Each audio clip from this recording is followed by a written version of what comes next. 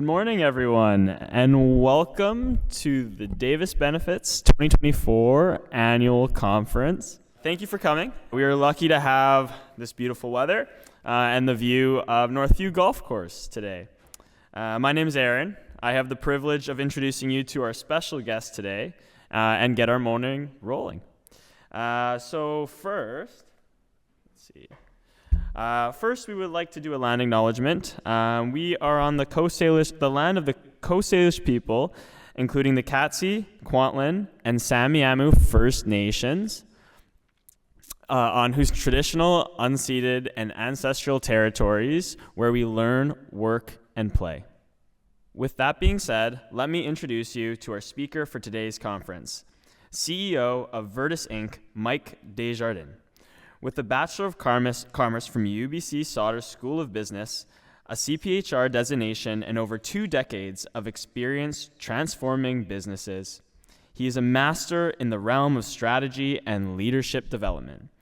In June 2020, Entrepreneurs Organization invited Mike to become a member after spending 6 years on the board. He served as a president of Vancouver chapter. In January 2006, Mike was the recipient of the Business in Vancouver Top 40 Under 40 Award. From 2010 to 2016, Mike sat on the board of directors for the Human Resource Management and Association of BC, now CPHR BC. Since 2017, Mike has been a member of the advisory board of the Robinson Group. Let's welcome Mike Desjardins. We're actually here to talk about the fact that culture is not a location.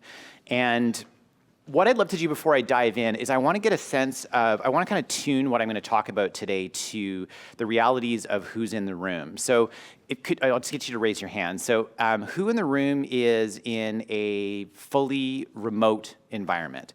So you don't actually have an office of any description? Raise your hand. Okay, so we've got one person. Who is in like a hybrid or like a hoteling where you're both sort of partly in the office, but you're partly working from home? Can you raise your hand? Okay, so a lot of people. And then who doesn't do any remote or any hybrid and is in like a physical office that they go to every day for most of it? Okay, so it's kind of like, what do you see the percentages of that are? It's kind of like maybe 50, 40, 10, something along those lines, or 5%, I guess, for the numbers. Okay, I'm just going to use that as we go through the presentation. So, culture is not a location, and so this talk is really about understanding the leadership mindsets and behaviors that work in a hybrid world. So for those of you that haven't gone down this road to either doing hybrid or remote, we're going to talk a little bit about what the reality is of it today and what we've learned really since the pandemic, but even earlier than that. So in September 2009, I was out for coffee with a friend of mine, and he was telling me about the fact that he was growing his business, but he had just gotten rid of his office. And his business was growing both here, and he was running a virtual assistant business out of the Philippines, and he was flying back and forth to the Philippines. But he said he's got team members all over North America, and they don't have an office. And I had walked from my office in Yaletown, and I'm like, okay, I have this super expensive office that we have all these people in. And he's like, yeah, you kind of don't really need it anymore. There's all this technology that you can use, which is kind of laughable because the technology he was talking about was like Skype, Yammer, like me.com, which is like the predecessor to iCloud, which saying that out loud kind of sounds like I'm talking about VCRs and I don't know, DVDs, but that's what existed. And he's like, I can show you how to do this if you want. And I thought to myself, our office is more than a director's full-time salary in our company. And if we could not have an office and I could have another really smart person in my company, I'd rather do that. So we went about actually becoming a company that was fully remote.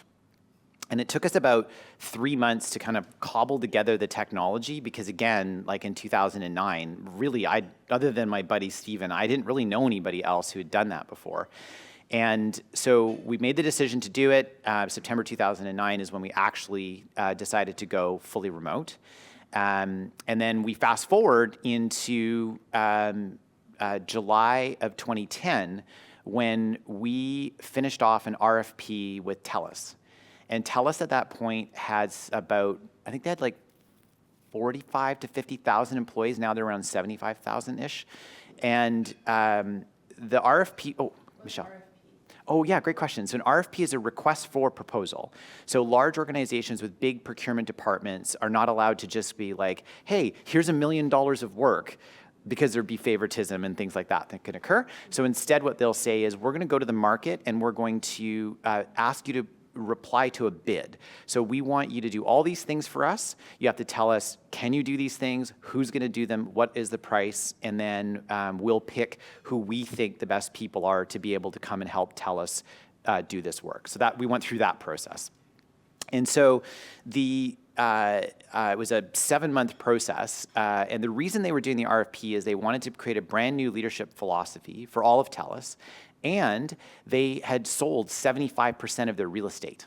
And they were slowly moving people out of being in the office every day into both, they call it hoteling, but like a hybrid situation, or fully remote, where they actually weren't going into an office, a TELUS office, really ever. And so that was new for them. And through the process of the RFP, there was 28 organizations across North America that were bidding on trying to get this work, because it's a $30 million budget that they had to work with. So they had to go through this process. They said to us, when they awarded the work to us, they said to us, one of the things that was really unique about you is you're the only company that replied that's actually remote.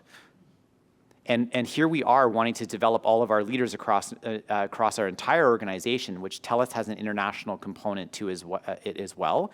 They have employees all over the world. And now all of our employees in North America are remote. We wanted to work with a leadership development company that could actually understand what our people are going through. And as we said to them, like, listen, we're only a year ahead of you, not even, right? Like, it's September to July. And they said, yeah, well, nobody else is doing it, so let's do this together. So that led to 6 years of us developing 11,000 leaders across all of TELUS in how to be a leader in a remote and a hybrid environment. So then fast forward to an experience that all of us faced in March of 2020, where the pandemic hits. And everybody's scrambling to figure out, like, we don't have a choice. We have to send people home. That's just what's going to happen, right?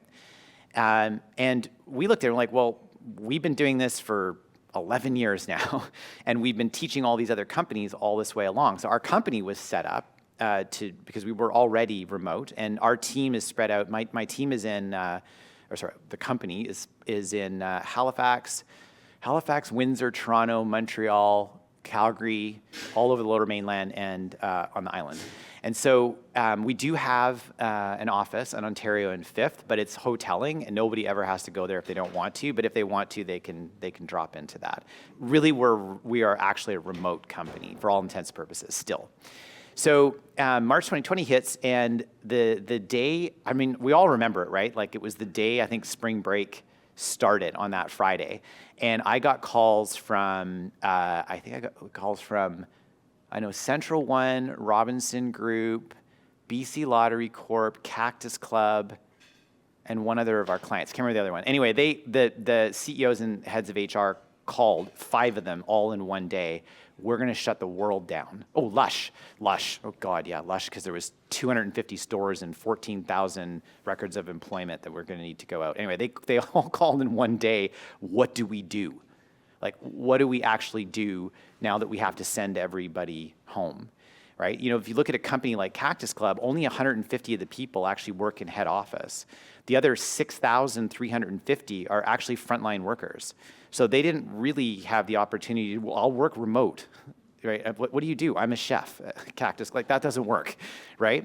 And so all of our clients were in different situations, and it wasn't just like frontline versus head office employees. It was also dependent upon the teams that they were on and what their role was inside the organization, how they were going to have to adapt to this. So that's all we did. We really spent the first part of the pandemic going virtual. So everything we did was on Zoom or WebEx or Teams, helping out companies figure out how they were actually going to navigate through. Because I don't know if you remember that day that we all found out that the world was shutting down, there was no time limit.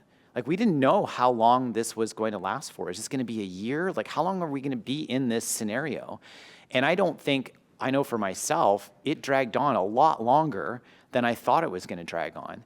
And I'm still shocked today that we're still having a conversation about remote versus hybrid versus back to work. Like, I figured we would have all solved this as, collectively as the business working world, and it's not there yet. It's still in flux. And I'm surprised and I'm not surprised. That's just where we're at. So I think what I'd love to do is kind of define what culture is. This is the question that I got asked, March 2020. When are we going back? Guess what question I get asked today?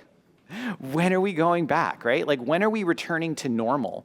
And I think that the challenge is that thinking that we're going back to a normal, reality changed. Like, the reality of work and the reality of society changed after March 2020. So there's no going back when the reality actually changed. I think the better question that we want to ask is, how do I adapt to an ever-changing environment? How do I adapt to this new way of working? Not, when do I hope that it's going back to a way that I felt comfortable with before, but really isn't coming back. And it actually brought up a type of intelligence that we hadn't really talked about before. So we all know IQ, right? That's our intelligence quotient that can be measured. We're pretty much born with it. It doesn't change much throughout our life. Then we have EQ, which is our emotional intelligence. That's actually quite malleable. So we can learn, that can grow and change over time. We can actually do quite a bit of work on our EQ. And in fact, for the two students that are here, you're probably hearing about emotional intelligence, maybe not with those words all the time, but you'll be hearing about it in your classrooms. There's a third intelligence that came about, which is called AQ. And AQ is your adaptability quotient. So that is the ability for you to adapt your mindset and behaviors relative to a changing environment. In school, they would call this, and tell me if you've heard, did they ever talk about growth mindset?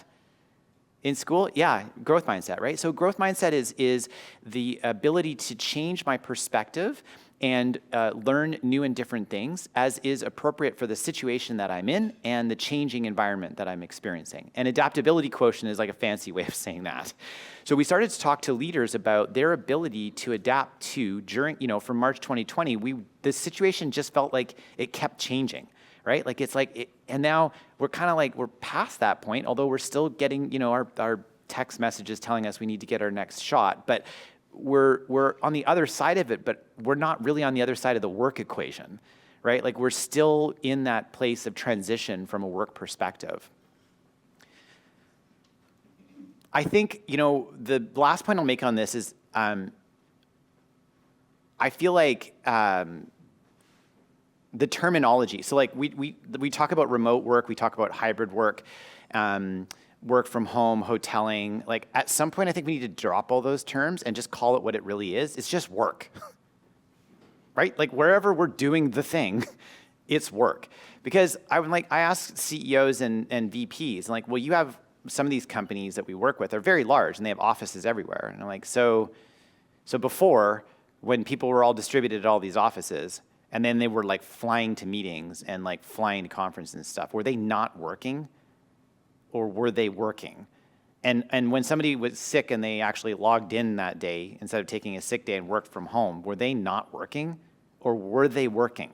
Like, oh no, well, I mean, yeah, it's work. I'm like, well, what's the difference? Like, that's literally a situation we're in now. It just feels like such a remarkable shift and change that people are struggling with the transition, and we're still in that place today.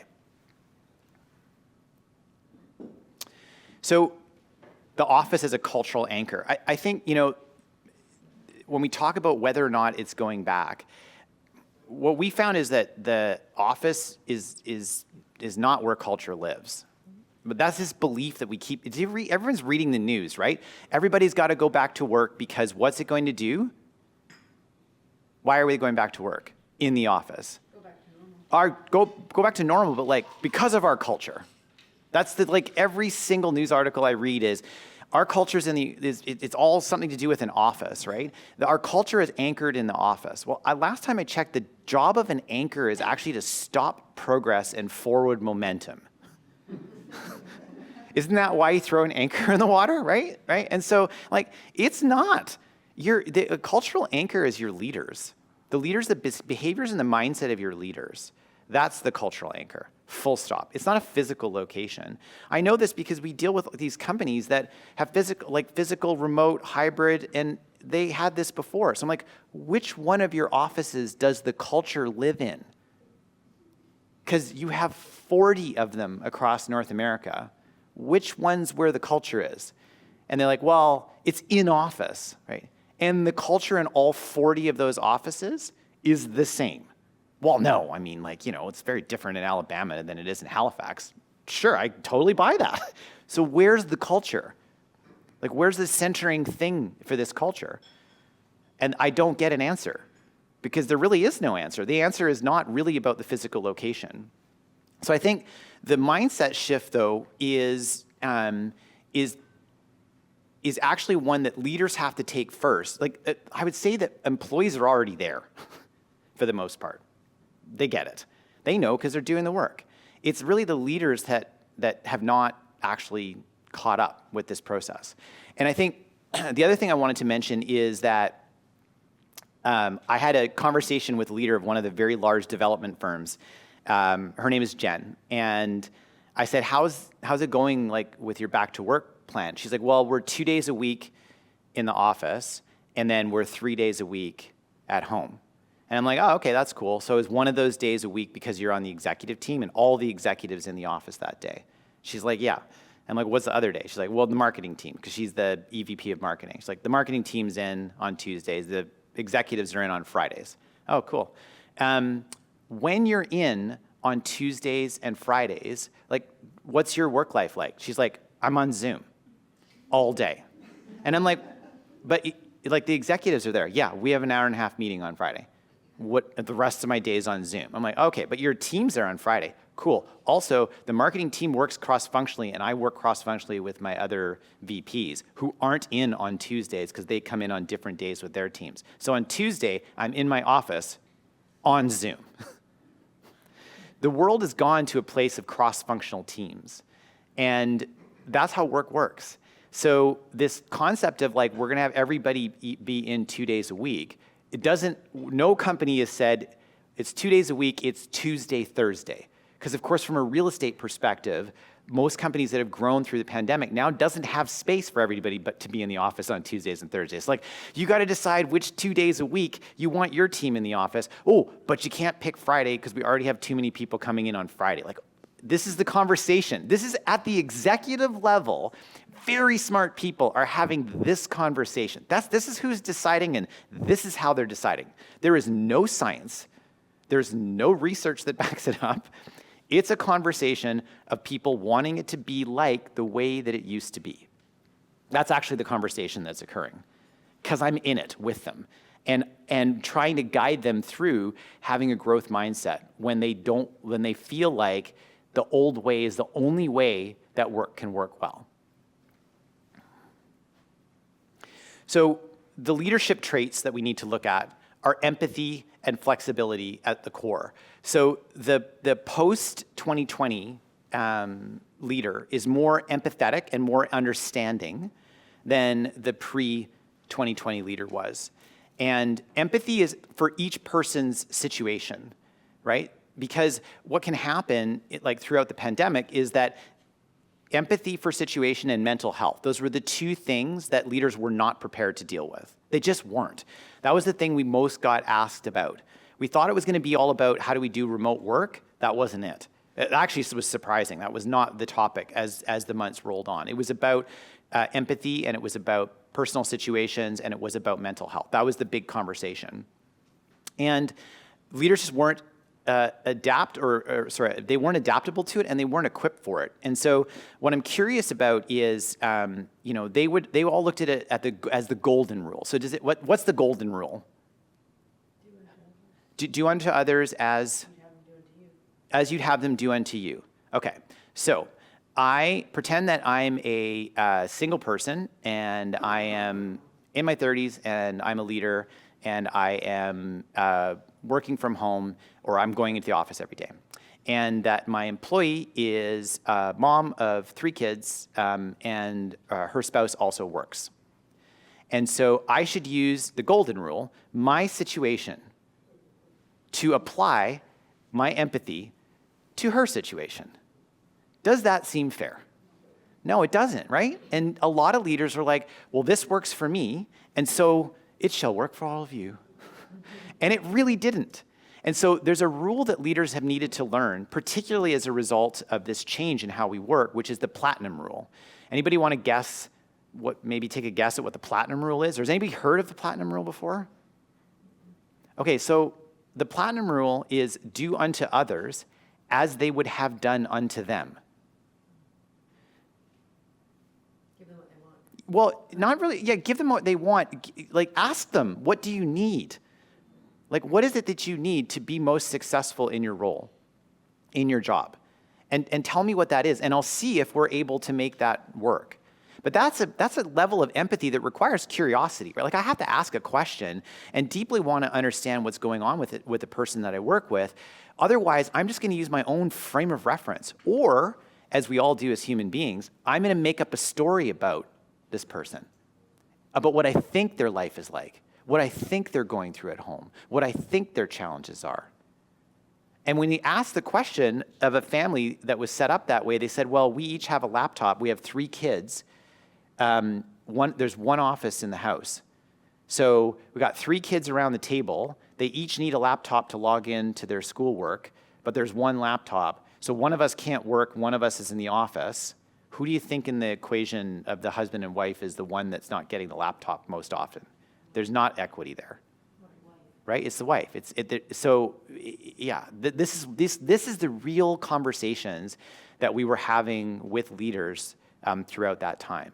So this flexibility and empathy were 2 skills that were really pulled upon for all leaders that were going through this time.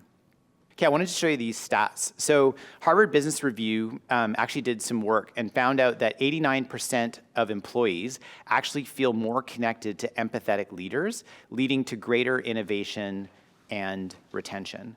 So who knew that empathy would be a leadership superpower? Because for a long time, we thought of empathy as this like soft and kind of fluffy thing, right? 89% of employees don't think it's soft and fluffy.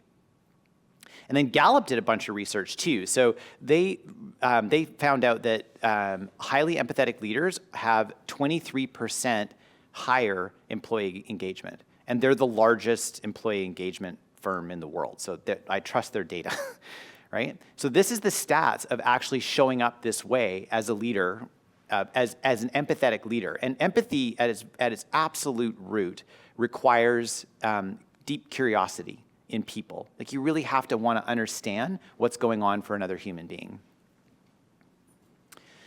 So there's a shift in the power dynamics that have occurred. The leverage has shifted from employer to employee. So employees are saying, care about me, be flexible, or I'm going to go try to find a job where they will.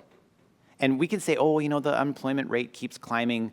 Yes, overall, but if you look at highly skilled workers, that's not where that is happening right now. And so people have the ability to be portable. It's less than it was a few years ago, but it's still very high. It's still balanced towards the employees, not the employer. And we've all seen, have you all seen the Instagram memes where there's or Reddit memes where there's like a conversation between, it's like a text feed and somebody screenshots it and puts it up on Instagram, and it's like a boss saying, you have to come in on Friday. And then it's like, I'm getting married on Friday. It's like, oh, it doesn't matter, so-and-so can't come into work today. I'm getting married. I told you a year ago, like this back and forth of leaders just like completely missing any sense of empathy. They miss that the power dynamic has changed, because what do those employees do? They don't get mad and they don't show up. They usually resign. Maybe not right away. The quiet quitting started to occur, right? And quiet quitting was really a response to a lack of empathy. So, cool, you won't meet me where I'm at, so I'll just do what's right for me. And we could have had this be a lot better if only we just had a conversation about it. The other piece of it is there's a lack of equity between frontline employees and in-office employees. Like the Cactus example is not great because it's like 6,500 employees, 6,300 are out in the Cactus Clubs, the 36 locations. The other 150 are on Broadway in an office. But if you look across North America, 1/3 of the people are actually in office, and 2/3 of the people are actually frontline workers. So this conversation that we're having about hybrid, remote, or like 2/3 of the people don't get to have that conversation, right? They just don't have the opportunity. They have to go to work every day. Like I'm not dialing it into surgery at VGH. Right? Like the nurse and the doctor and the anesthesiologist, they're showing up for the job. They don't get the option. And I think we lost track of that in the pandemic, where it was like, yeah, we're talking about a third of the people that actually have the luxury of even being in this conversation. 2/3 don't get that chance. That's not an option for them.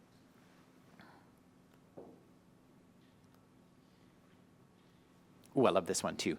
Yeah, so McKinsey did some research and found that 52% of employees would leave if they lost the option for remote work. That's half. So every time one of these large organizations says, oh yeah, I know we said you could all go remote, and then now we're forcing you to all come back. Part of what happened is that there was 2 major announcements that happened in the last month from large organizations in the US that said that you had 30 days to be back in the office full time from being remote. And if you didn't, then you were quitting. So what's really happening in that scenario? What's that? Yeah, it's actually, I'll tell you what's actually happening. It's the same thing happening when Netflix announced that it was going to go with unlimited vacation. So what's wrong with unlimited vacation? Has anybody done unlimited vacation? I don't know what that is. Unlimited vacation is where you don't have a vacation policy. You can take as much vacation as you want. Okay. So companies like Netflix said, unlimited vacation. They don't take vacation because they don't know how much they're supposed to take. That's part one. Where did the vacation accrual liability go? Onto the employee. There is no liability for the company. It's gone, right? So if you're severed, where's the liability for the company to pay out your vacation days? You don't have any. So that's gone. What happened at Netflix was total vacation went down by 20%. With this awesome unlimited vacation benefit. Ooh, he's right. Yeah, it's not what it sounds like. If you're a large company and you say to your workers, you all have to be back in the office 5 days a week, how many people moved during the pandemic because their work was allowed to be remote? If you tell everybody they have to come back to work or they lose their job, right? They're told they're resigning if they're not showing up for work because they're not complying. Where's the severance obligation gone? Yeah.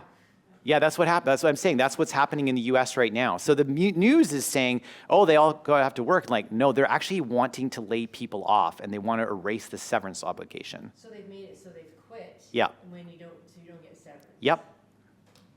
So when you read these things and you think, oh, it's about culture that they're sending them back, and then you see like they've just laid off 20% of the people, and then you see quarterly results come down, and you don't see layoffs, and then you see a change in policy, the policy has nothing to do with culture. The policy was actually doing something very insidious in the background. But it's also a fascinating culture choice because, like, one of the companies you're talking about is Amazon. Yeah. Amazon now isn't choosing who to terminate. Like, instead No. of going across their business units and deciding who is least profitable or who isn't performing or who has an attitude issue, like, they're actually letting the employees self-select out. Yeah. Like, they're not making choices about who's going to stay and who's going to go. Yeah. The employees are choosing who's going to stay and who's going to go, and they're going to lose a lot of top talent. I was sitting with my a friend of mine who's a EVP at a global company, and I'm just being very careful how I say it. Global software company, we'll call it. And their company made the decision, their parent company, that their employees could self-select who wanted to take a buyout offer. And unfortunately, all the people that stayed on her team are not the people that she would have bought out. People who can't get a job somewhere else. Yeah, and so now she's like, now I'm left with the B team, and I got to figure out what to do with these people. This is not who I would have severanced off if I was given a choice. But the quarterly results came out, and the company had a whole reorganization plan, and the parent company said, we don't want to wait a month, just put it out to everybody and let the people decide, and we'll see who really wants to stay here. That's not what happened, though, right? The problem was who wanted to stay was not who the leaders wanted to stay. And now they have to try to figure out how to do the work with the team they thought they were going to actually reorganize out of the organization, but that's their team now. So this is the types of things that have been going on, where you read it in the news and it sounds like one thing, something very different is actually happening in the background in large organizations right now.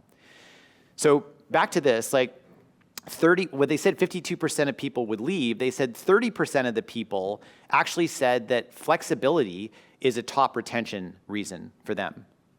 So having the ability to be flexible about that work, and flexible usually means not just hybrid, but like the flexibility to do the work the way that they think the work should be done. So let's talk about moving from perks to purpose.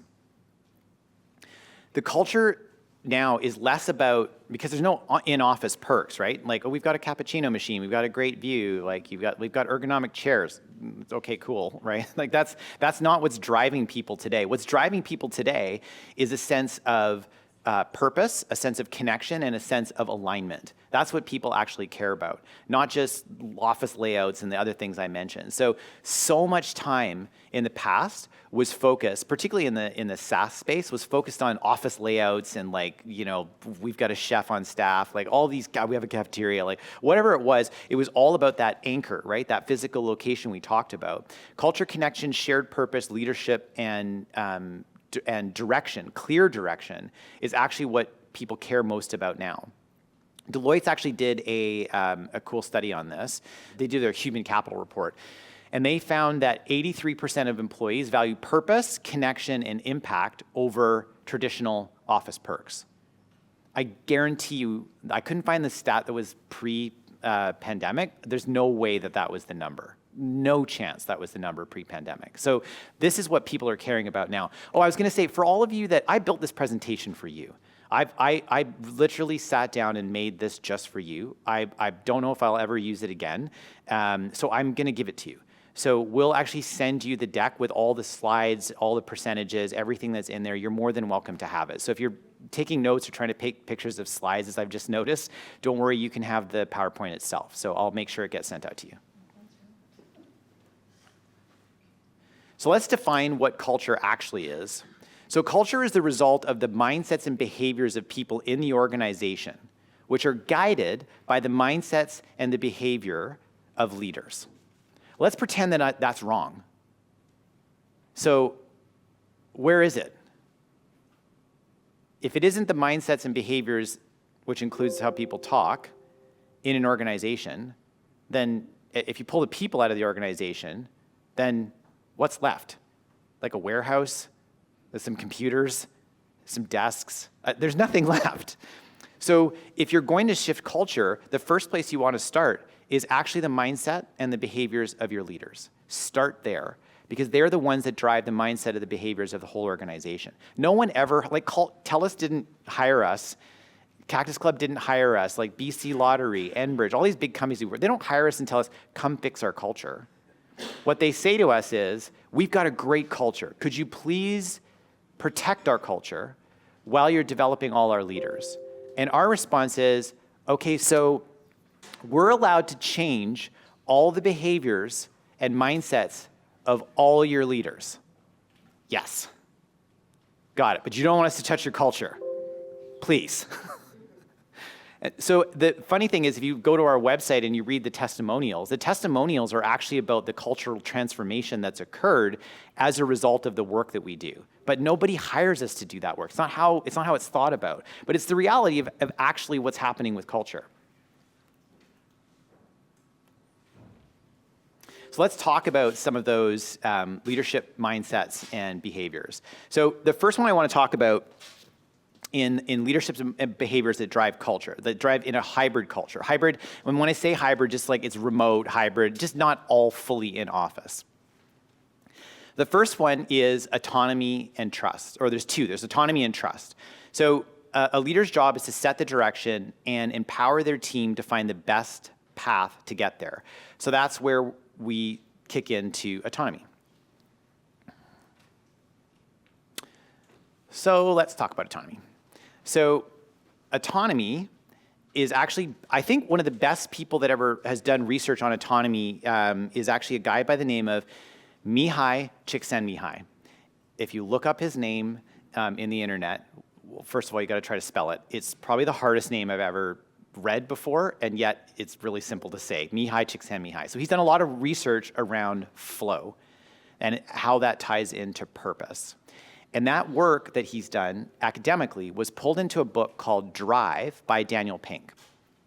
And what Daniel Pink figured out is that in autonomy, there's actually, I'll put the picture of the book here in case you're curious about the book. That's the book there. Okay. So what Daniel Pink did is he took Mihai Csikszentmihalyi's work and he said, there's actually some things that are driving motivation.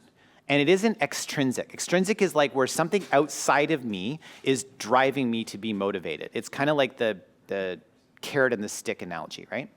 On the other side of it, there's intrinsic motivation, which is like, it's a motivation that's coming from within inside of me somewhere, but I'm driving it, or it's not being driven by an external force. And so what he realized is that there were three things that really drove intrinsic motivation, that motivation that wells up from within me. Mastery. Mastery is that I am working towards becoming better and better at the craft, the job, the role that I do.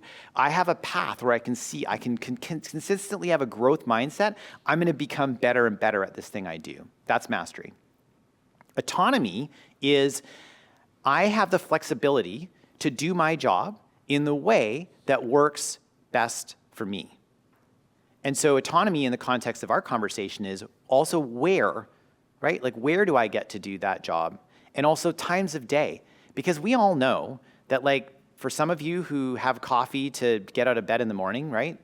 That's my wife. Some of us, like me, don't have coffee in the morning and get up and annoy their wives because they have too much energy without coffee. And so, right, there are different times of day that I am successful at certain tasks. It's just the way that it is. My energy kind of slumps mid-afternoon. For some of you, you may say, no, the afternoon is when I get most of my creative work done. So should we be trying to be the same? It wouldn't really make sense, right? So we need the flexibility of where we do the work. We need the flexibility of when we do the work. Sure, there should be some common times we should all be reachable to be able to have meetings and things like that. But I have somebody on my team who does a lot of high-level, deep thought work in program design. And she's actually the lead of all of the program designers. And she really likes to work from like 6 a.m. till about 9 a.m. on that work. Well, that's not our schedule. Like, I don't have any expectation that anybody's showing up at the office at 6 a.m. And she's like, no, I want to work during that time. I want to take some more time. I want to take a little bit of time to have a walk in the afternoon, and I'm not going to work as late as everybody else. But if I try to work from like 8 or 8:30 all the way through to 5, my day is not great. So I would like to just shift my calendar. I'll still be available midday, but I'd like to work this. Plus, you know, Stephanie and our team is in Halifax, so she's 4 hours, right? People, I think I forget sometimes we have 4 time zones in Canada, right? Like, she's in Halifax, she's 4 hours away from a time zone perspective. So her schedule is different than the people, say, that are in Calgary or Vancouver or wherever, right? And so we have to be flexible to what works best for them, honoring time zones, but also like honoring your energy. Like, we all know when our energy works during the day and when it doesn't. So the last one is purpose. So purpose is I can understand how the work that I'm doing actually has some sort of purpose to it. Like, it connects to the what this organization does that helps our customers out. And some organizations have a greater social purpose. They're like, the work we do actually elevates the world in some way. So then there's that added piece to it. I want to show you a little model here. Autonomy is where performance-based leadership really kicks in really well. It's helpful because it helps leaders who, like, there can be leaders who are like, I'm either micromanaging people, like I feel like they give them no autonomy, right? And they're like, I'm just in there with you doing the work, and you're like, I got it. And then on the flip side of it, you have leaders who are delegating, and their version of delegating is, you do it. And you're like, I've never done it before. Great, but you do it. And that's abdication, right? That's not really delegation. That's like, I don't want anything to do with this. I just I'm gonna walk away. This model works a lot better. So how this model works is everybody can see this from your seats? Yeah, okay. So the way this model works is it's actually a model based on conversation and decisions. And so in the bottom left here, you have an L1 directing. And that L1 directing style is less conversational, and the leader is really deciding. So it's a task that the individual has never done before. They don't have experience in it, and the leader has a lot of experience in it. So really, you don't really want to have a ton of conversation at that point. The leader is going to really, not none, but less, right? The leader is going to be leading the conversation, and they're probably also going to decide, right?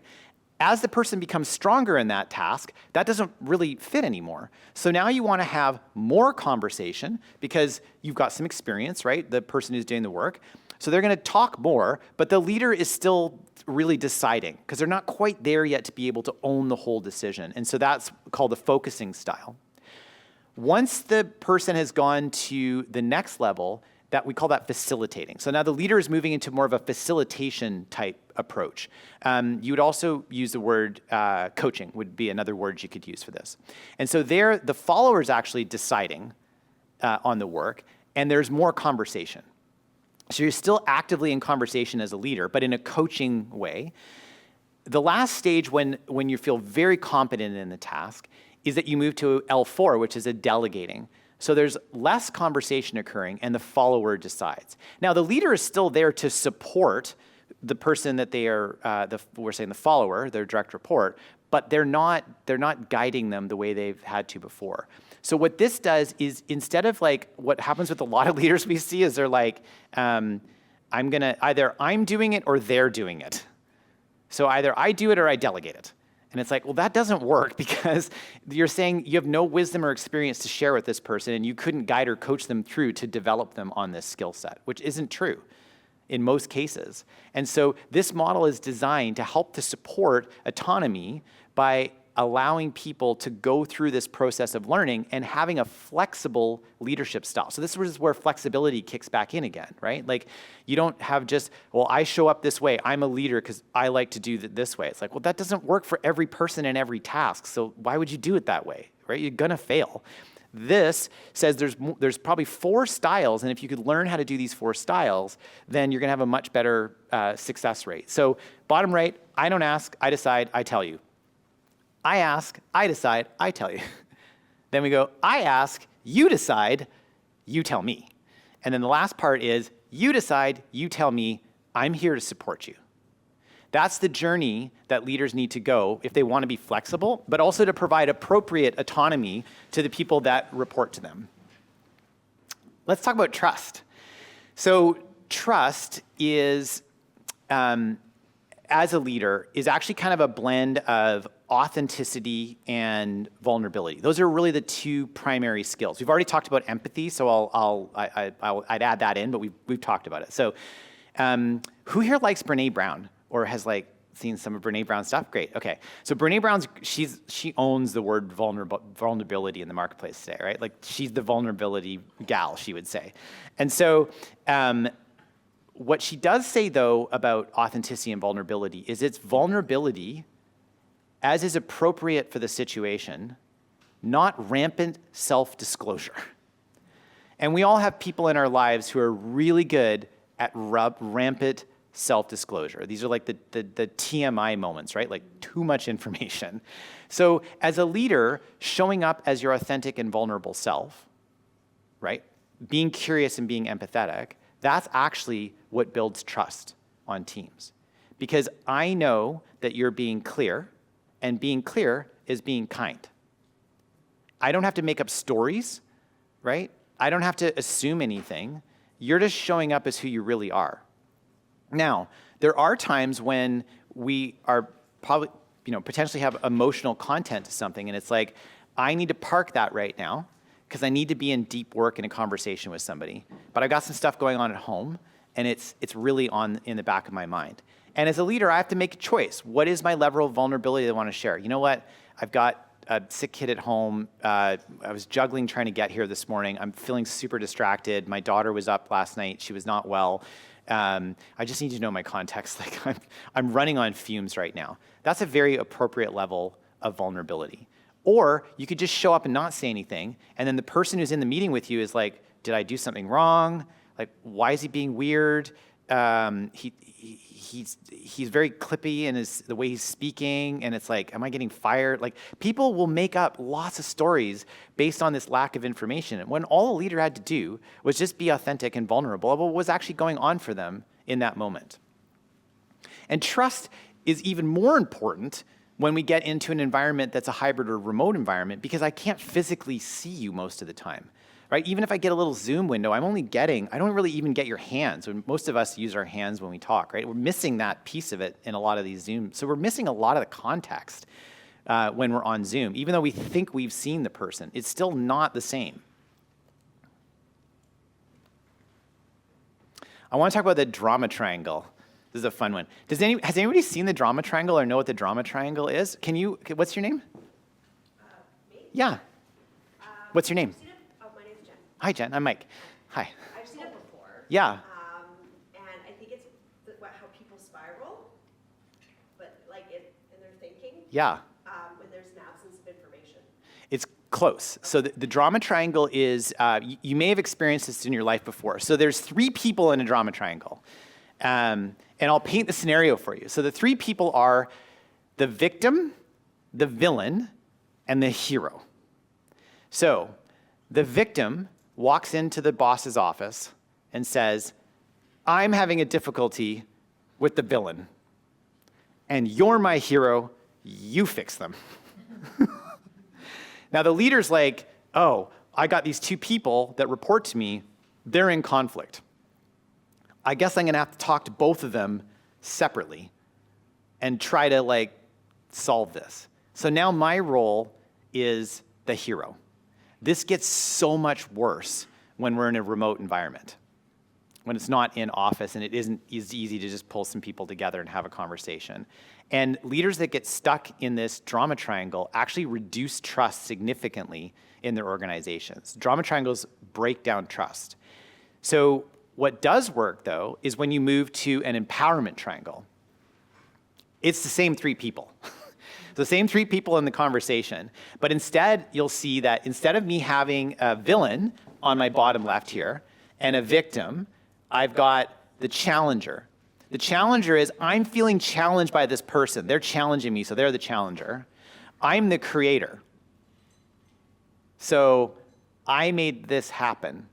This is a hard one for a lot of people to get into. It's like, well, no, but they did the thing. I'm like, you're the one who's feeling the conflict, though. Yeah, but they did the thing. Well, who created the conflict for you? They did, right? But who's actually feeling the conflict right now? Well, I am.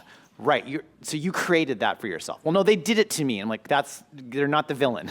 You're feeling challenged by that person. Is that true? Their reaction to the challenge. Yeah, it's their reaction. So who created the reaction? I did. I'm the person who created the reaction, right? So we have to reframe that for people. And then the leader isn't a hero anymore. The leader is the coach. And the coach's job is to say, okay, how can I help you to be ready to have a difficult conversation with the person that you're feeling challenged by? That's my job. I'm not going to fix this for you.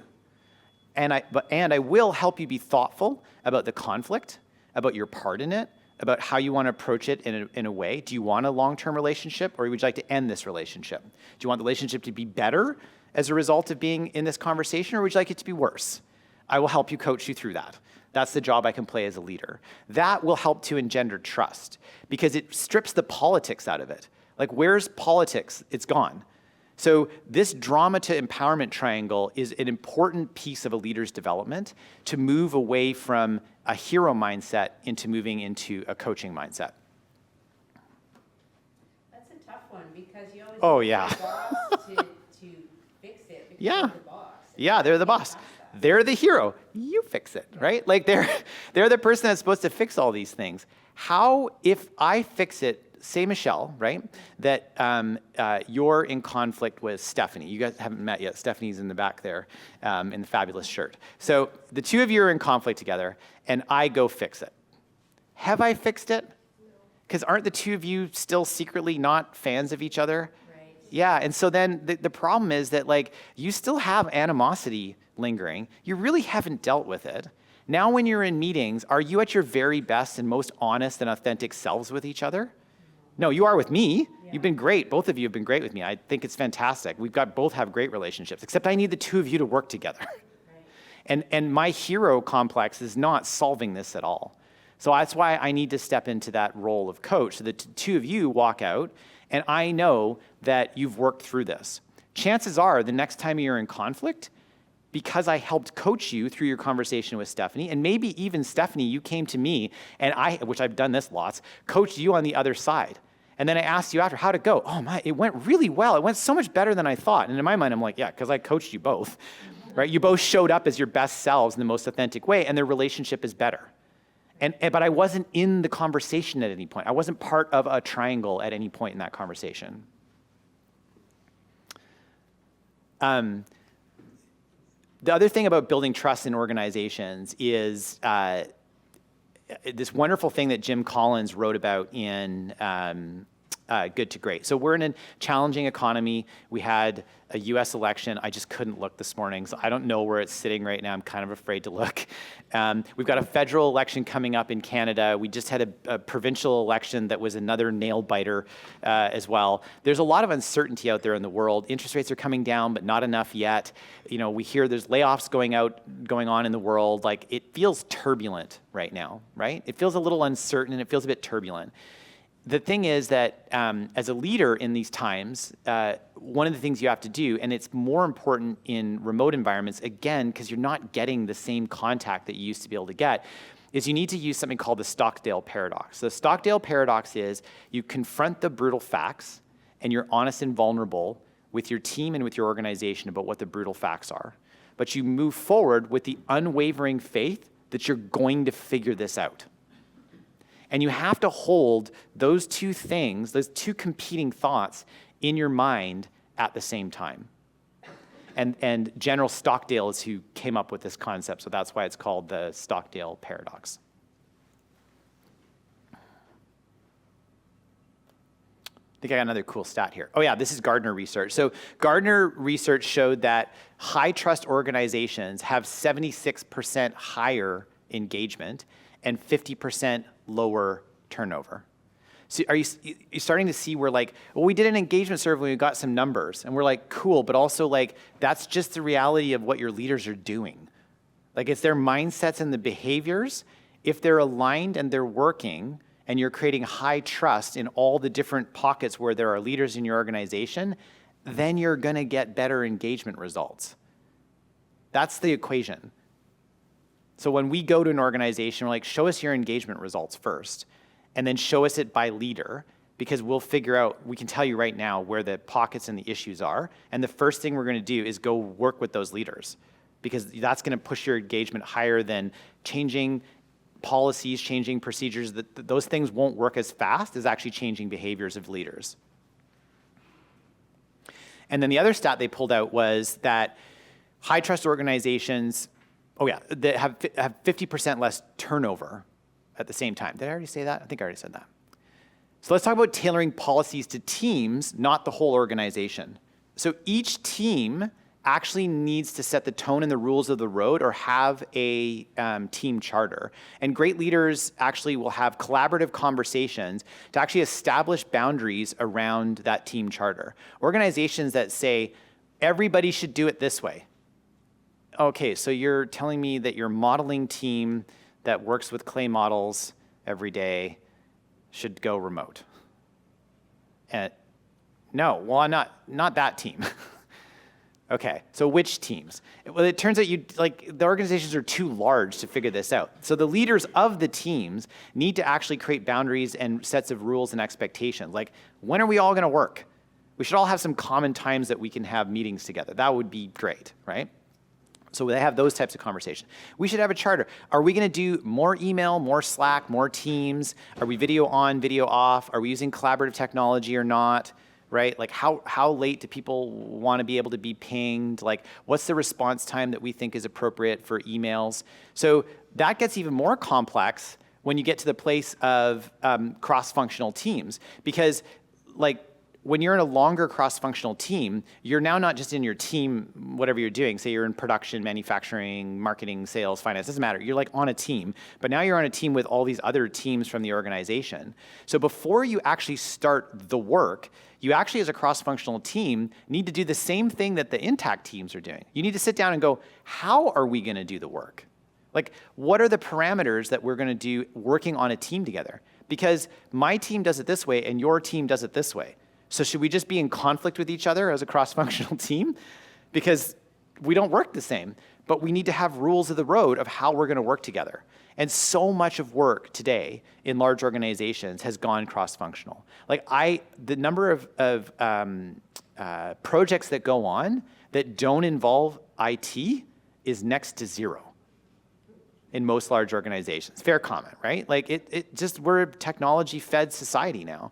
So that sometimes finance, sometimes it's HR, sometimes it's sales and marketing, production, whatever the people are, so many of them are coming together to work on solving the big challenges and opportunities of the organization. And they're not just on their intact teams. They need a charter for that team. It's not that hard to do. It just takes a little bit of time before you actually start, working. And the real question is, what am I willing to be held accountable for by this team? That's the answer to the question that you need to build a really solid working relationship with people. What am I being willing to be held accountable for by this team? And everyone needs to agree on that around the room. That's the starting question.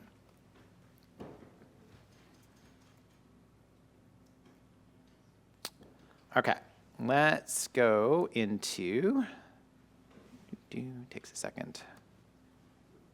Oh, another stat. Okay, Microsoft's 2022 Work Trends Index showed that 42% of employees feel aligned with their team's hybrid expectations. Teams with customized hybrid policies report a 50% higher work-life balance. So 4 out of 10 feel aligned with expectations.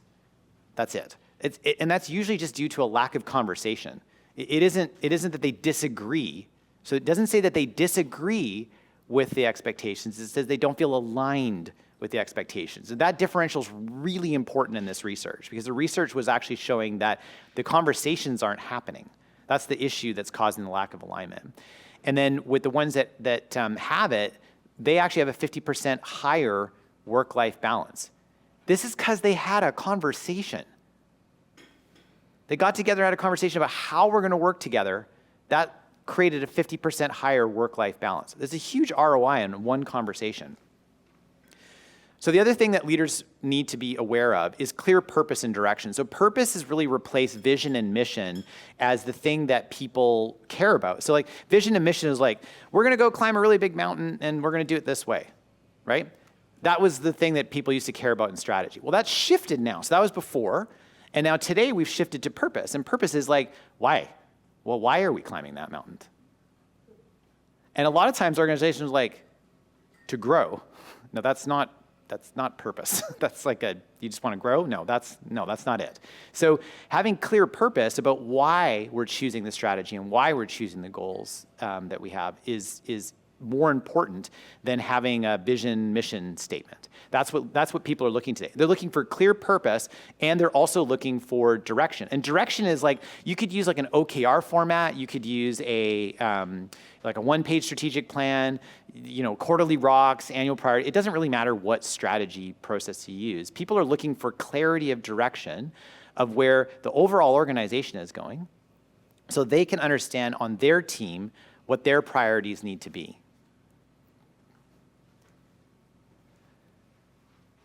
Let's talk about fostering community connection. So Gallup did a bunch of research on this, and Gallup has a Q12. So Gallup's Q12 is like, most engagement surveys have like 60 to 80 questions on them. Gallup was like, 12 of those questions actually matter. And we're like, no, we got to keep these large, complex surveys out there. Yes, because then you have to hire large, complex companies to do these things. Gallup's like, we've got all the data. We can tell you only 12 questions move the dial on engagement. One of those questions is, do you have a best friend at work? So they could pick of 80 questions, they got it down to 12, and that's one of the 12 questions. The first time I read it, I had to like double check the research because I wasn't sure that, I'm like, is this real? But that's the truth of it. Community connection and the ability of feeling like you're part of something and you're part of a tribe. We're, as human beings, wired for connection, like 100%. Some people will say, well, I'm more introverted. Sure, so you recover well in private. That's what introversion means. And honestly, true introversion to its deepest extent is being a hermit in the forest and avoiding all human contact. So if you say you're deeply introverted, that's like on a psychopathy level, right? On the far end of the equation, you're like, I can't be by myself. I'm an extrovert. I recharge with people, but I'm like a raving extrovert. Cool, so you can't be by yourself because you don't like the voices in your head or who you are when you're by yourself. That's extreme introversion. That doesn't sound healthy either. Most of us live on a bell curve. From extreme introversion to extreme extroversion, we live in the middle. It's called an ambivert. We're kind of like in between extroverted and introverted, depending on where we are in our life. Our age, our wisdom has an effect on that. The people we're around has an effect on that. Where our energy level has an effect on that. But we kind of float in this middle ambivert zone because we're wired to be around people. But sometimes we need to recharge in solace, and that's totally fine. And sometimes we need to recharge around other people that are close to us, not just a large crowd. So that may be a person who's closer to the middle of that. But this community connection is really important inside the organization. And so I want to talk to you about some pieces that can actually help to build that. So I'm going to talk about the rituals that we've seen that work really well. And there are 17 of them. And so this is one of the reasons I'm giving you this presentation, so that you don't have to write down 17 things. So let's go through them. So the rituals are this. The first one is a daily huddle. So a lot of organizations will say, well, we're going to do a stand-up daily huddle. Okay, again, that works in a office if you're all together, but it doesn't work for a lot of organizations. So what we did in 2009 is, our daily huddle, you put number one, what's the most important thing that you need to work on today? Today we post that in Slack. So I would put one, most important thing I got to work on is this thing. Two, this is a stuck point that I have right now. A stuck point is, this is the thing that's holding me back from being most effective in my role today. So this morning, before I came here, everybody that was, because I left at 7, so basically Calgary and everybody east had already chimed in to Slack and put their top priority for the day and anything they were stuck on. I don't know what's happening from west of Calgary for the rest of the company. I'll find that out later. But what it does as a CEO for me is I can check to see the temperature of everything. I know what everybody's working on. I know what all the stuck points are. And so does my leadership team. So my leadership team can actually see, for the people that report to them, anything they're stuck on and what the most important thing is. They might see that's the most important thing. That's not the most important thing. Don't work on that anymore. That's not, I need you working on something else. Or I see you're stuck on something. I, as your leader, can help you with that and actually help and step in. So I'm just going to get these to all pop up on the screen here. So we do that. We also do a weekly. So Monday morning, what we do is we say, these are the top 3 things I need to get done for the week. So Monday, you have to do both. Monday, the top 3 for the week is this, and my daily is this. And it creates a lot of conversation in the company, and it helps us just understand the context. It also helps me empathize. So like today, crazily enough, I had 3 things that were my top thing I have to get done today, because I'm going on vacation on Friday, and a lot of things have to happen today after I leave here. But now, if anybody's trying to book a meeting with me or is trying to figure out if they've got time for me today is not the day. And they can clearly see the 3 things, and they understand what those 3 things are, because I've said, I'm doing this, and this is the importance and why I'm doing it. And so they are able to go, okay, I'm not going to try to slack Mike today. I'll catch him on Thursday, because today he's got too much on his plate. So it's helpful that we've got this better context and that ritual. The second thing we do is tailor policies to team needs. So, some teams that do a lot of brainstorming work, they might want to be in person to do that brainstorming work. Others that are checking the weather and doing analytical type work, they may say, well, no, we could just do that on Zoom or Teams, right? Like, you don't need to be in person. We don't even need to be on video for that, actually. We're just going to look at a slide deck and have audio. Everybody can shut their video off. So be flexible in the way that you're even organizing not just the team, but the meeting that you're having. Like, do we need to do this meeting this way, or is there another way we could do this? The other piece of it would be using digital collaboration tools. So, there's really cool tools like Miro and Mural. Has anybody used Mural or Miro before in the room? So it's M-I-R-O, and then Mural is like a mural, like M-U-R-A-L. And what they are is imagine a digital whiteboard that's like the size of the wall over here, and I can put a digital Post-it note on it, and I can zoom in and zoom out. But all of us, if we had our laptops open right now, could all add, delete, move, change, and structure things on that whiteboard. And we could see each other doing it at the same time. Super cool tool for doing digital collaboration, because it's not like taking notes in like a Google Doc, which is also good, right, to have a shared Microsoft Office doc or Google Doc. But this gives you the ability to physically move things around the same way if we were brainstorming and working on things, we would use Post-it notes and flip charts and all that kind of thing. But it actually has a whole bunch of tools that you can't really do in real life. So some teams are like, getting together to work on this on a whiteboard is going to be more chaotic than doing this in Mural or Miro or Mural. We'd rather use that tool. And both of those tools can live inside a Teams call or a Zoom call. So they basically have plugins to allow you to use them. They're incredibly good. They're very good at strategic planning. They're very good at brainstorming. They're very good at templating meetings as well, like constant meetings that you have over and over again that you want to have a more creative approach to. And they're actually very straightforward, because they don't do a lot, but what they do very well. The other I would share with you is interruptions. Okay. When you're doing deep work, Cal Newport has this wonderful book called Deep Work. And he studied high performers in the work environment and found out that most leaders are in meetings all day long. That's what they do. They go back to back in meetings, and they don't really have a lot of time for deep work, to actually think about what's happening in the organization. And he said, you need white space in your calendar to be able to plug in this deep work.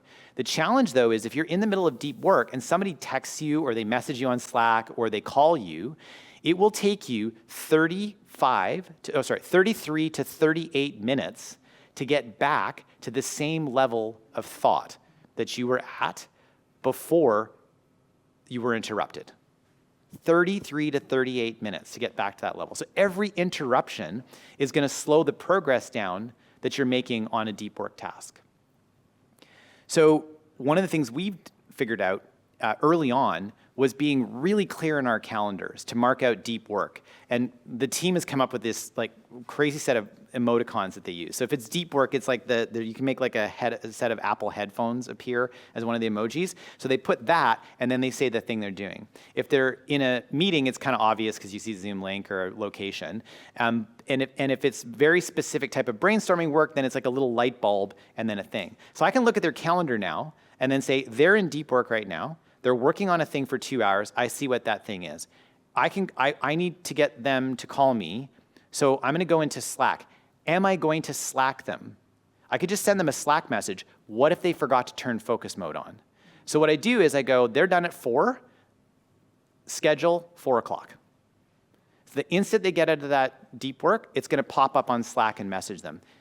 Mail now has that ability to send later. You can do it on your iPhone now. The newest version of the text messaging for iMessage, you can schedule a message to send it later, and you can do it on Slack and Teams. So it's kind because you don't want to interrupt somebody, and you do want to get it off your head or your plate, so this way you can send it out without it actually interrupting someone. The other thing I would suggest is that if you have to have an emotionally charged conversation, because 70 to 93% of our communication is actually done visually, you lose all that context on texts, on emails, on Slack and Teams messages. If it has any emotional content to it, do it in person or do it on video, full stop. If you can't do that, do it on the phone. The very last thing you want to do is try to have a difficult conversation of any description on email, text. How many times have we read a text message from somebody and then maybe missed the sarcasm, right? Or missed the intent behind it, and then gotten all upset about it. Then reread the message in like a different voice and been like, oh, maybe I read it with the wrong voice, right? So that's happening all the time. And when we're in remote and hybrid opportunities, we don't get the FaceTime that we used to get. So if you think there's any emotional content for you or for the person that you're sending it to, drive it towards having a face-to-face or video conversation. The other thing I would suggest is if you are doing a video conversation, you know that little window that pops up, the self-view window on Teams? When you go for coffee or when you go into a meeting, do you bring a mirror with you?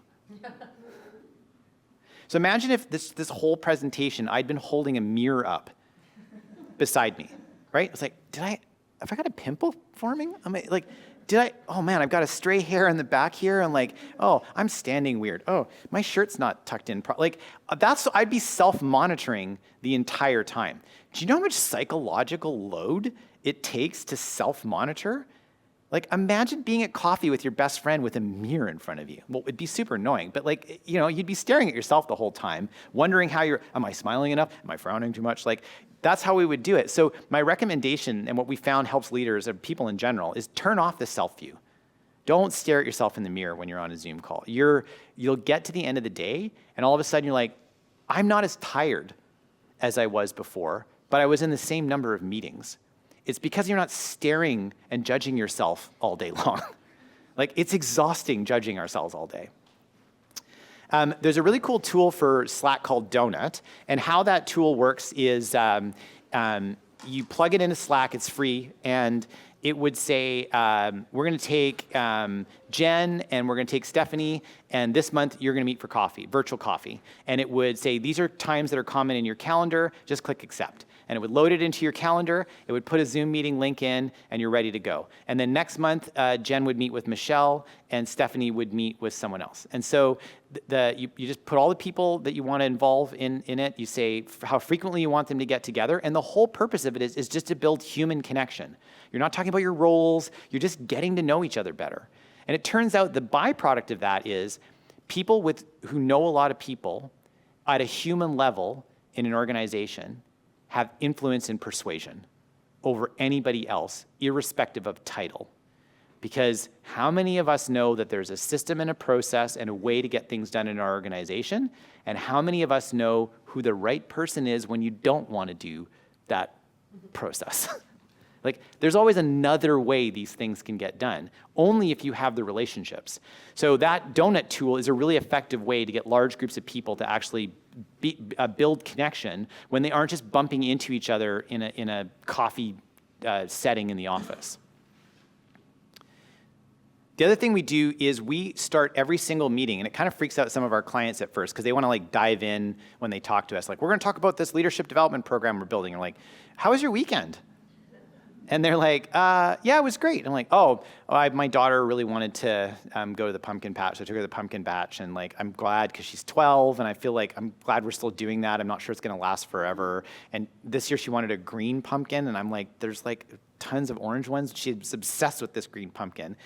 The response that I get is, my son had a volleyball game this weekend, so I was pretty much in like parent tournament mode all week. So we have that conversation in every single meeting in our company with every one of our clients and every single one of our partners. We never get to the topic. We have everybody kind of check in about how they're doing. For me, that was my 8th meeting that day. For the person on the other end, it was their only meeting. So their only point of human connection that day was the meeting that I'm having with them and that we're having as a group. And if I'd skipped that, then all they did was work by themselves all day and then had a meeting with a group of people and never had a real conversation. They just talked about work. That's it. So I implore you to be vulnerable, to be authentic, and before you dive into the meeting, be a human being.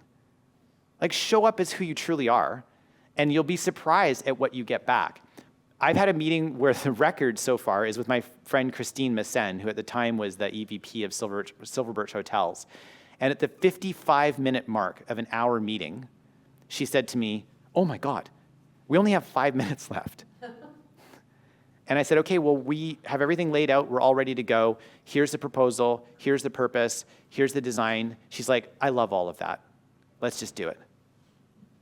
And she knows I tell this story because she's like, it's hilarious. Like, we were working on the largest thing they were purchasing from us in that year, and it took 5 minutes because we spent 55 minutes just talking like human beings.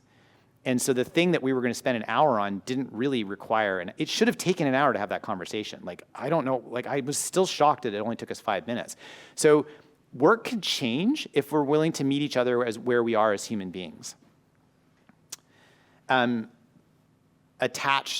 Send pre-meeting material. So, before I do that, the set core working hours, be flexible. We already talked about that. We didn't talk about commute, though. I don't know if you've noticed, but when you work from home and you have a commute, everybody started working the time they would be commuting. And so all of a sudden, the day started to extend longer. And so I want to remind people that things like taking breaks and actually having lunch, like, that was the hardest thing with TELUS. They would schedule meetings at noon, our time in Vancouver. And so we would bring our lunch to these Zoom meetings, or it was WebEx, but anyway, we bring our lunch to the meetings, and they're like, "Oh, you're having your lunches." I'm like, "Well, it's 12. We figured you wanted to have lunch because it's noon." And they're like, "Oh, well, can I get my lunch?" "Yeah, of course." And so then they went and got their lunch, and we all ate lunch together and had the meeting, and then they stopped booking meetings at lunch. And if ever they were like, "I'm back to back today," our first question is, "Have you had a chance to get water? Do you need a snack? Or do you have to go, or do you need to go to the bathroom?" And they're like, I have to do all 3 of those things." "Okay, well, we have an hour meeting. Why don't you go do that? We'll just chat. Just do what you need to do and we'll wait for you." And they're like, "Oh, thanks. Nobody's ever asked me that before. No one ever cared to ask." And so we would also purposely try to end our meetings 10 minutes early because we knew they were back to back. So we'd say to them, "Hey, we're pretty much done. Why don't we wrap up and we'll gift you back 10 minutes in your day." But we'd already planned the meeting agenda, and everybody on my team knew we were ending at 10:50. We were never going to 11 a.m. So that's being kind with calendars for people that in this remote world are back-to-back on Zoom, when we would never have done that. You wouldn't have scheduled a meeting that ended and then run to another building to start a meeting. That you would have had a buffer in between. That buffer went away. So honor that and allow other people to honor that. Send pre-read materials. Amazon's great for this. Like, don't come to a meeting unless you fill out this this couple-page format before you get to the meeting. Pre-reads are great. We had a client that was in Toronto a couple weeks ago, and we were talking about this email that was being sent out on Monday morning. And the leader was giving an example of it being a great email because it has all the stats that everybody needs. And I'm like, "Okay, well, you're a very large company. How many people get this email directly?" 165. Okay. Does somebody make this email? Yep. How long does it take her to make it? An hour. Okay. So she took an hour to make it. Where's the table coming from that's in this email? It's from a Google Doc. So there's a Google Doc with a sheet in it that is PDF'd into an email that's emailed to 165 people. Yes. Did they forward this email to anybody? Their direct reports. I'm pretty sure all those people have at least 3 direct reports. Yes. So like 500-ish people are getting this email at 8 a.m. on Monday. That's a PDF of a Google sheet. Yes. Super efficient when we do that. I'm like, what if 165 people had a calendar invite to review the status update on R&M for the entire organization and a link to the Google Sheet. And you stuck that in for 15 minutes at 8 o'clock on Monday morning, the same time you were going to send the email. What would occur? They're like, oh, well, that's a lot less email. I'm like, yeah, it's like 500 less emails are going in the organization. That's one document in a very large organization. So one of the things you can do is if there's, people can access it and you're like, but they're never going to look. Cool, put it in their calendar. How often, Gene? Every 2 weeks. Cool, put it in their calendar as a request. And then they'll say yes, and then they've got a link to it. It's super easy for them. It'll pop up. And now they've got time to look at it too. Because if it's going to take them half an hour to review this R&M report, then they'll change it from 15 minutes to half an hour, and it's easy. And you're not sending all this email around. The other thing I would suggest is nothing, because I covered it all. Oh no, one-on-ones. I missed it. Shoot, I almost missed one-on-ones. Oh my God, one-on-ones are so important. So one-on-ones for a leader are more important in a remote world to keep that connection and community going with the people that report up to us. The thing is that a lot of people think like, well, the one-on-one is the leader checking in on whether the status update and somebody working hard. It's literally not what it's for. The one-on-one is actually driven by the person who reports to the direct report actually drives the one-on-one. It's to help them develop and help them get past any stuck points and to have an open conversation with their leader, but also to be in human conversation. Like, how are you? Like, what's going on? How's your engagement? How are you feeling? How's your wellness? Are you pacing your week well? I looked at your calendar. I looked at one of my leaders' calendars and I'm like, you can't keep doing that. And he's like, what do you mean? I'm like, you're sprinting a marathon. And he's like, yeah, it's fine. It's just this week. I'm like, except I went back 4 weeks. You're trying to sprint a marathon. You can sprint and rest, or you can set up a marathon pace, but you can't do both. And he's like, I honestly thought it was just this week. I'd completely lost track of the fact that it had been going on for longer than that. I have a question. Oh, you have a question? I Okay. have a question. Yeah, I've had a question. I'm actually going to, well, here, you know what? Yeah, The great thing is we're going to tap into the experience in the room. So let's do that. Perfect. Anyways, I have a question. You Yeah. mentioned, spoke about the importance of having a good friend at work. Yeah, best friend. So what about when that friend leaves? And you know what? That's a very challenging thing because there's something actually referred to as survivor guilt, which is tied into your best friend being let go, which is way harder than when your best friend quits. Because when your best friend quits, you were helping them quit for like a while. Like, you knew. It's like, oh my God, she's leaving? Like, we'll miss her. Right? But when somebody's let go, when they're laid off, right? Now you've lost your best friend. And as a leader, you have to understand that there's a grieving process that person is going through. And they can't shortcut that grieving process. Corporate grief is a real thing. Whether a person, it's happened for some of our clients where somebody has died, either on the job or off the job, but they're deceased. It's happened where somebody has had a medical thing that has taken them out of the work for a long time. It's happened where they've been laid off. Even when somebody is actually terminated for cause, which is quite rare in today. But when it does happen, there's a grieving process. And it doesn't matter what the reason is. Like, my grief is my grief. And as a leader, we need to understand that that's the case. I'm actually doing a podcast with a friend of mine that runs a corporate grieving company. She comes into companies and teaches leaders how to deal with grieving. It's coming out, I think it's coming out in December. And I'm going to talk, we're going to get into a deep conversation on that issue, but it's a real thing. And I think leaders just need to honor the fact that it's going on and be in conversations and allow people to be angry, to be frustrated, to be in denial, to want the situation to go back the way it was, to be confused, right? They've got to move through. There's 6 stages of grieving. You can't shortcut them. I know what they are, and when I grieve, it doesn't help. Like, I wish that knowing these things really well would make it go faster. It's never worked for me. So it's important to console them. Be empathetic. Empathetic to the... Yeah, be empathetic. I think Brene Brown does a really good job. There's a really cute video that she did on YouTube, and she talks about the difference between sympathy, empathy, and compassion. And compassion is where I can sit with you and be with you in this moment and understand how you're feeling, but I'm not feeling the same way as you. Okay.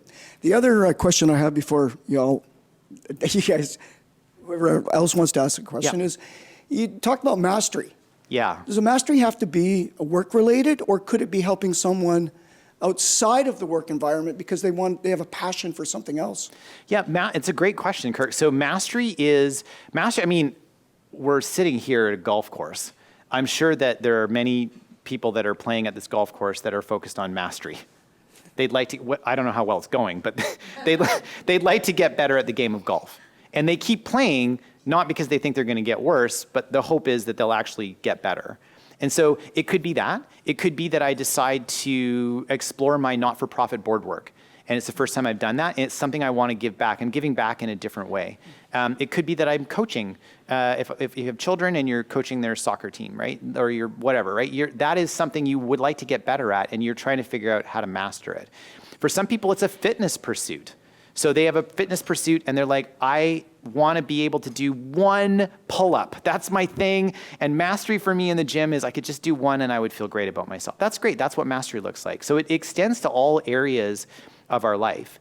It's just at work, sometimes the purpose is taken away, the autonomy isn't there, and so mastery, if it's just mastery with those two things, motivation can wane quite a bit. In our personal lives, we tend to have more control over the environments that we place ourselves in than we do at work. That's great. Thank you. Yeah. Questions? Yeah, any other questions? Just a comment. Yeah, comments too, sure. First off, I want to thank you for your presentation. I think it's been amazing. And there's a higher level, and that's Davis Benefits. They're always bringing in quality people, and this is just another one of an amazing things that I can take back. The specific thing I do want to say, though, is I was very intrigued by the way you're using Slack on what's the most important thing you're working on and what you're stuck on. It's very focused and simplified. Yeah. And I think that can go for both remote and in-house teams. Absolutely. And that's just one of many things I've jotted down that I'm looking to implement. And thank you all for putting this together. Oh, thank you. Thanks for your comments. I appreciate that. Yeah, it works people do it in person too. Like they'll get together if they're like in an office environment, they're not remote. They'll come together in a small huddle, and everybody will just say what their number one priority is for the day, and they'll say what their stuck point is, and then they'll go back to their work. So it works great, and you can do it on video too if you want. But that stuck point, somebody else in the organization might be able to solve it like that. All the time. Right? So, All the time. and if you're not, again, it goes back to communication. A lot of stuff is communication. Anyway, I won't ramble, but fantastic, and I can see some great opportunities to use that and implement it. I appreciate your comments. Thank you. Questions, please. I'd love to open it up. Jen. What about organizations that have quite a lot of frontline workers? Yeah. And so, like, if you're in a warehouse environment where you've got a bunch of frontline workers, and then you've got your corporate office or some sort of shared services that are trying to or wanting to work in this sort of hybrid environment. Yeah. But you're talking about community and that connection between that shared service component and the frontline workers. So how does an organization kind of tackle, I guess, with the sort of maybe the needs and the desires of the shared service to work in that hybrid? Yeah. But maybe how do you keep that connectedness with the frontline workers who are servicing the customer? Yeah, and you've got two cultures going on, and you have two different communities, but the communities cross over. I always like to take it out of like words like shared services or like frontline workers, because it's like it feels academic sometimes. And if I think about like we have two communities of people, and they live next to each other, and they rely on each other. So how do we bring those two communities together? Usually it's through conversation. And the more that conversation is at a human level, the easier it is for that to work itself out. Like, so I can give you an example where there's like a head office of an organization I sit on the board of, which the head office is in Winnipeg, but the organization has 34 locations across Canada. And so they are servicing these 34 locations technically, right? So their ability to have great relationships with the field is how things get done in that organization. Policies and procedures are what happens when relationships, like, or if you rely on policies and procedures and you use that as a stick, it's usually some sort of relationship breakdown. The person who's breaking the policy, either it's a dumb policy or it's too hard to implement, and somebody hasn't actually taken the time to go, is this making your job harder to just do the right thing? And so it's really through connection that's shifted. And not thinking about it as like, I'm at head office and you're in the field, but like, you're a human being trying to get this thing done for our customers, and my job is to try to help you. We have to work together on this, so like, how do we do that? That's the level of conversation that's required.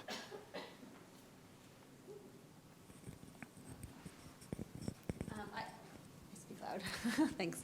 I have a question about like this balance between remote and in person, and like what you're saying about, well, you come in person to spend the whole day on Zoom anyways. And I think what we've kind of seen, or what I've learned through the last 4 years, is when you are in person, there has to be a reason for being in person. There must be like an intentional purpose to that in person. And so you've spoken a lot about like the ways in which we can work remotely and the ways in which we can connect, even not in person. But I guess what are the reasons to be in person? Like, what are the things that are most optimal in person? So it's a great question. So what are the reasons to be in person versus not? So the brainstorming works really well in person. If you can't be in person, then using video and a tool like Miro or Mural is very good.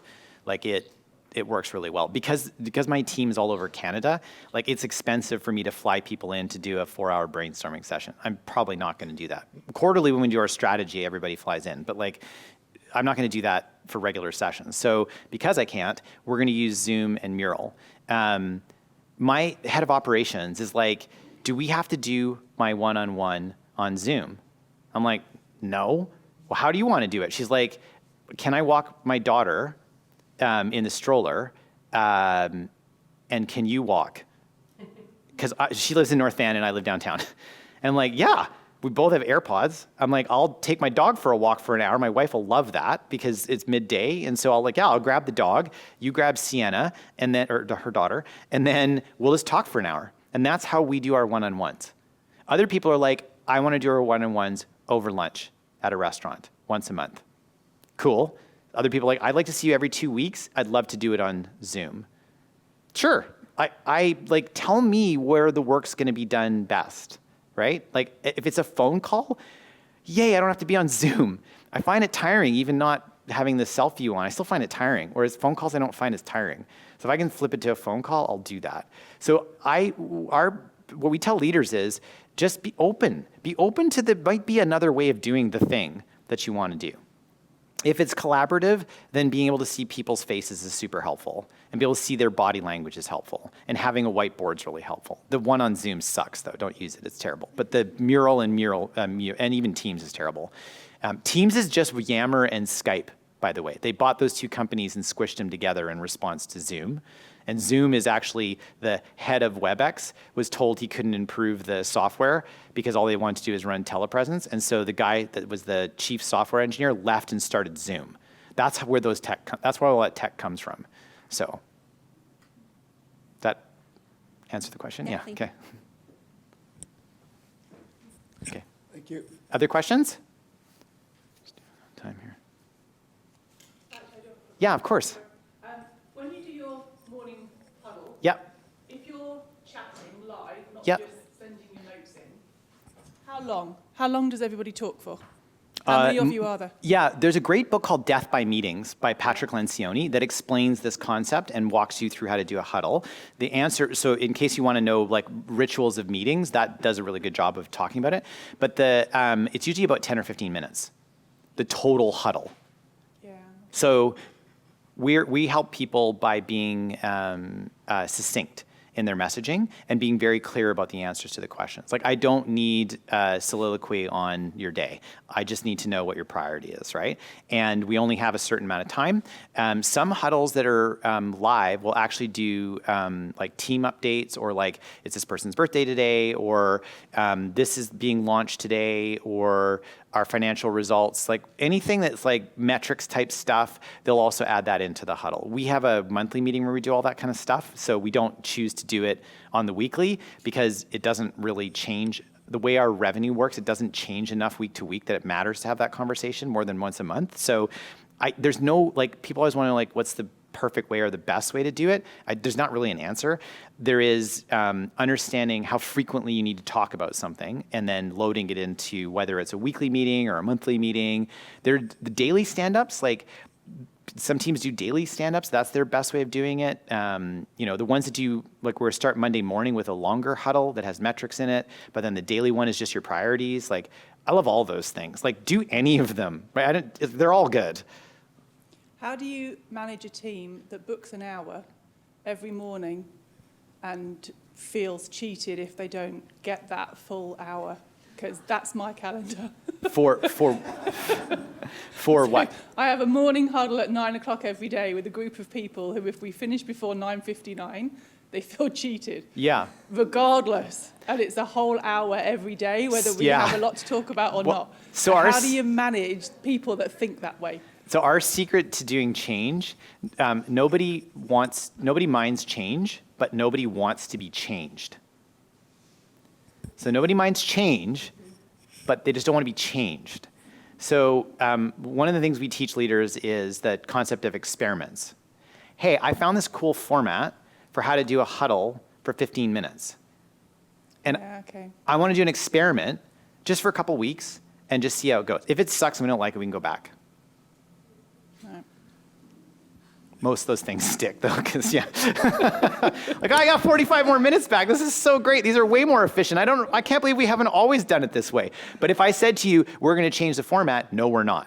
Yeah. That's But everybody's like, well, just do an experiment. It's fine, right? Experiments are a very sneaky way for leaders to change culture and shift approaches of rituals. So, yeah. Other questions in the room? Just a comment on that, isn't it? Yeah. It builds trust and everything like that, because you're feeling more human again. And Yeah. that's what my... Thank you. Any other questions? Yes. I was struggling with the concept of telling employees whether they should be coming into the office 3 days a week or 2 days a week. Yeah. So how do you convince a senior leadership team that that probably is not the right way to go, or that you should be a little bit more flexible and accept the work the way that it is? Yeah. It's why I'm giving you the deck with all the stats on it, because, like, I get asked, cool, I believe in all this, but it's my boss. So, by giving them the information about what's true, because most people have an opinion that is not grounded in fact about the realities of remote work. It just changes everything, because I sent a message to one of our VPs saying, hey, how come your team's only working 2 days a week in the office versus the other head office teams that are working 3 days in the office? Yeah. So now I'm thinking, oh shit, should I just go backwards now? I should change the style. And this is like, why was it 2 or 3? Somebody just dreamt it up one day. Like, when I've asked leaders, what was the statistics or research that you used that backed up the 2-day versus 3-day? There's no answer. So ours was that 3 days a week, if you're in the office, you have a desk. You have an actual desk that you can work out of. If you're less than 3 days, you don't have a permanent desk. Yeah. That's what we did. Yeah. And it worked. Yeah. But now we have one leader who's deviating from the standard 3-day rule. And so I've never seen an organizationally wide, this should work for everybody in every situation policy, like, about this type of conversation about remote work, actually work. Because what happens is, this happens in engagement. If you put in dumb policies, smart leaders figure out how to get around them. Or they're like, VP, stuff it, doing what I want. Why? Dumb policy. And I'm high enough in the organization to make this decision, and I figured it out. And I love these leaders because they're really smart, and they care deeply about their teams, and they're like, we're 3 days a week, right, everybody? But we're really 2. And then they just go for 2, and then if somebody catches on, they're like, oh, we had a retreat, so I kind of gave everybody a little bit of a shift on the, like, they just work around it. They're like, this is a dumb policy. I'm going to provide cover for all these people. I'm not following. This makes no sense. That's happening a lot, actually. So my last comment is with the daily huddles. Yeah. My whole HR team's here. From okay, great. Hi. And so we implemented the daily huddle, and it's been very successful. And I would encourage other organizations to implement this in their workplace. Yeah. Just a really great opportunity for you to keep a pulse on the team and how we can all support one another. So I'm totally for it. Amazing. What is it, Sarita? It's about 15 minutes. Yeah. Yeah. I heard you can take a whole hour to do 15 minutes of work. At 10 o'clock, we all have another meeting to go to. That you have to That's stop. why it comes to an end. Yeah. It's not that we finish talking. It's not my meeting. I go to the meeting, so Yeah. I can say that freely. The irony is that a lot of repeating meetings, whether or not they should keep going, are just repeating because they're repeating. And no one ever, like, it's really easy to start a series of meetings. Try stopping one. It's really hard when something gets in repeating. So in our business, we're ruthless. Do we need this recurring? Does it have to be this frequently? Does it have to be this long? What would happen if we stopped meeting on this altogether? Could we do this async? That's our current thing. Can we async this instead? Which is like, can we just talk about this in a Slack thread? Because do we really need this many people with that expensive time sitting in a boardroom together to have a conversation that could be done in a Slack channel? Please don't make it an email. Like, try to do it on a Teams or Slack, but like, don't have a meeting about it. Like, oh, so.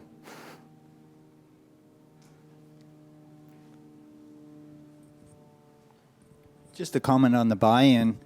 Like, I'm open-minded enough to see the benefits and to implement some of this maybe on my own on a smaller level. But I think there is something fair, and I'm wondering if you have any statistics on productivity, because some of the reasons that they do want people are legit. You know, if you, like some of the service providers, you know that they're working from home. They tell you they're working from home. That's a so you know performance- you're not getting anything for 3 days. That's a performance management issue. That's not a remote issue. Okay.